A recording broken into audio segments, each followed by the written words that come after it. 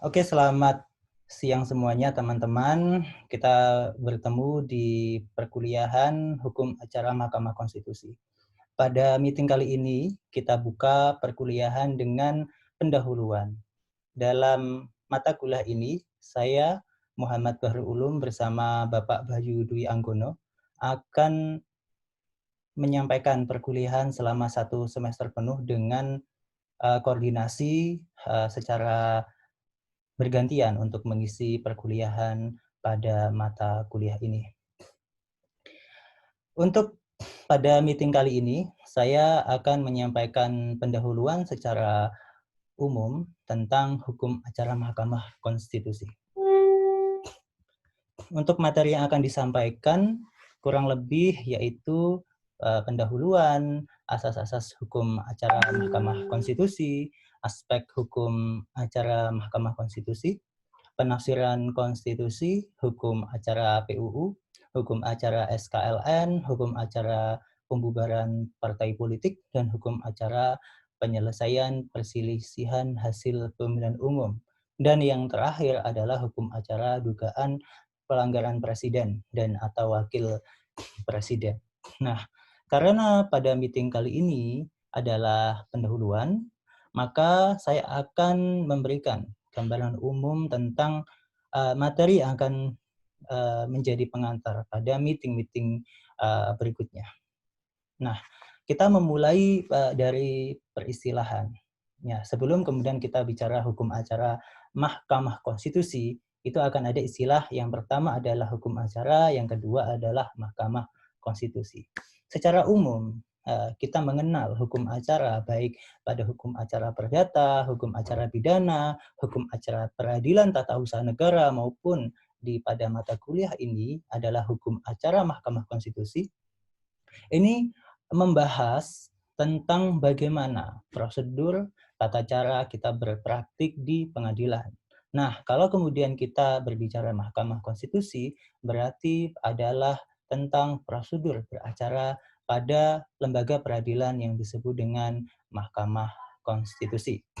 Ada beberapa istilah yang sering kita gunakan secara bergantian, baik apakah kemudian kita menggunakan istilah hukum acara Mahkamah Konstitusi, ataupun hukum acara peradilan konstitusi, ataupun hukum acara peradilan tata negara. Sehingga tidak saklek ini harus hukum acara Mahkamah Konstitusi atau hukum acara peradilan konstitusi. Ada 3 istilah yang kita bisa menggunakan secara bergantian.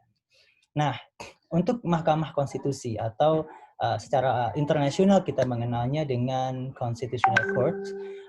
Di sini adalah perkara-perkara yang menjadi wewenang MK atau Mahkamah Konstitusi adalah perkara konstitusional atau perkara yang menyangkut konsistensi pelaksanaan norma-norma yang tercantum di dalam UUD 1945. Sedangkan dasar utama yang digunakan oleh Mahkamah Konstitusi dalam memeriksa, mengadili, dan memutus perkara adalah konstitusi. Dan konstitusi yang berlaku saat ini adalah UUD 1945. Jadi kita seringkali ketika pada perkuliahan ini kita membahas tentang bagaimana pelaksanaan praktik ketatanegaraan yang berlaku di Indonesia ini kemudian harus kita konsistensikan dengan UUD 1945. Dan Mahkamah Konstitusi memiliki peran bagaimana mengawal konsistensi itu yang diselesaikan dalam prosedur beracara di Mahkamah Konstitusi. Nah, kemudian kita juga seringkali mengenal istilah yang namanya judicial review.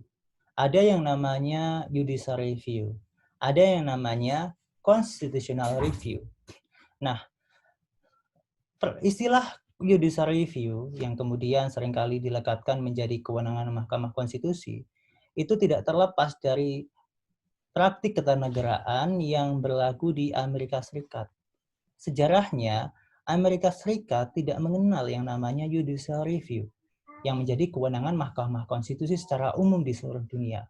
Nah, awalnya Mahkamah Agung Amerika Serikat tidak mengenal kewenangan judicial review. Baru kemudian dalam kasus Marbury versus Madison pada tahun 1803, kemudian Mahkamah Agung Amerika Serikat memiliki kewenangan itu, yang dimana hakim pada kasus tersebut melihat bahwa berdasarkan Undang-Undang Peradilan pada tahun 1789, hakim berjanji, bersumpah bahwa mereka akan melaksanakan peradilan dengan the best of my abilities and to understanding, agreeable to the Constitution and laws of the United States. Jadi mereka berjanji untuk menegakkan konstitusi. Dan itu menjadi salah satu alasan ketika kemudian ternyata konstitusi disimpangi, tapi nggak ada kewenangannya. Terus gimana? Dan akhirnya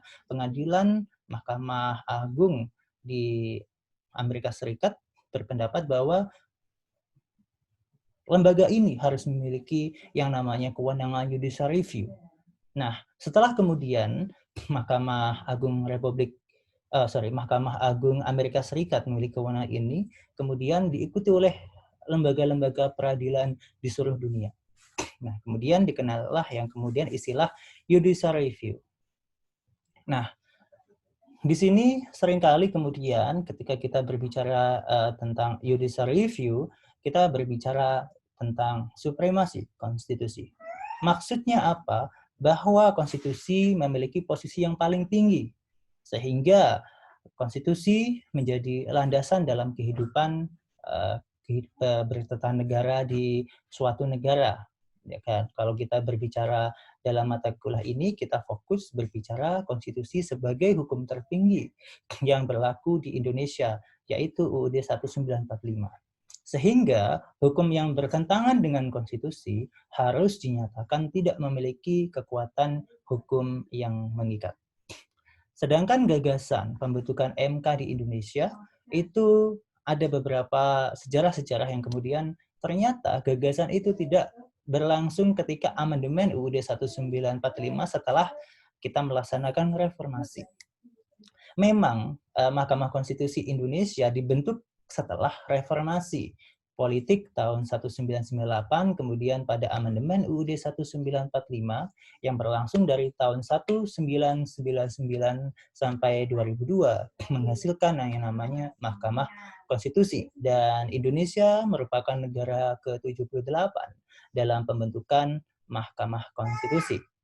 Namun, gagasan pembentukan Mahkamah Konstitusi di Indonesia itu sejak lama, sejak perumusan konstitusi oleh Badan Penyelidikan Usaha Persiapan Kemerdekaan, yang dimana di dalam diskusi tentang pembentukan Mahkamah Konstitusi itu ada yang namanya founding parents kita, yang namanya Yamin dan Supomo, memiliki dua pandangan. Yamin mengatakan Indonesia belum siap untuk adanya Mahkamah Konstitusi ataupun lembaga yang memiliki kewenangan judicial review.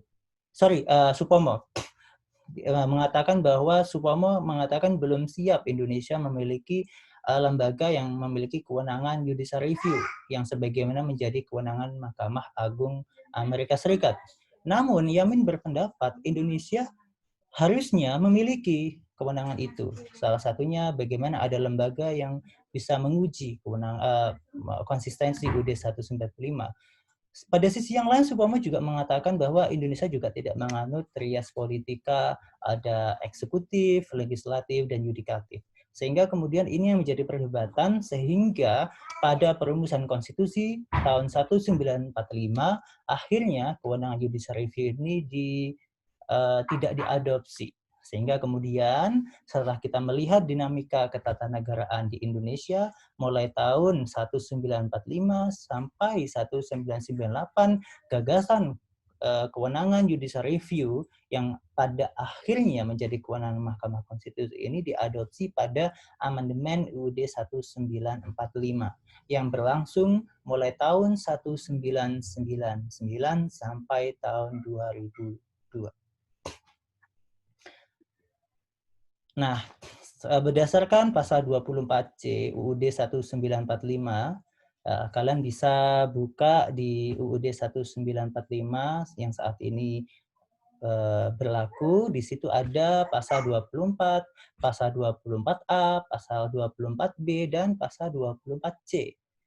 Nah, di dalam pasal 24C UUD 195, Mahkamah Konstitusi adalah lembaga yang berwenang untuk memutus perkara-perkara konstitusional untuk pada pengadilan pertama dan terakhir yang putusannya bersifat final untuk dengan 4 kewenangan dan 1 kewajiban. 4 kewenangan misalnya adalah pengujian undang-undang, kemudian pembubaran partai politik, penyelesaian perselisihan hasil pemilihan umum, dan sengketa kewenangan lembaga negara.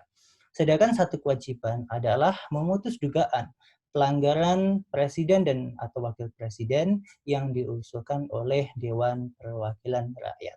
Setelah melalui proses-proses investigasi yang dilakukan, proses pengusulan atau pengusulan investigasi awal ya yang dilakukan oleh DPR, kemudian diselesaikan di Mahkamah Konstitusi, kemudian dikembalikan lagi ke lembaga perwakilan kita, kemudian akan ditindaklanjuti oleh Majelis Permusyawaratan Rakyat.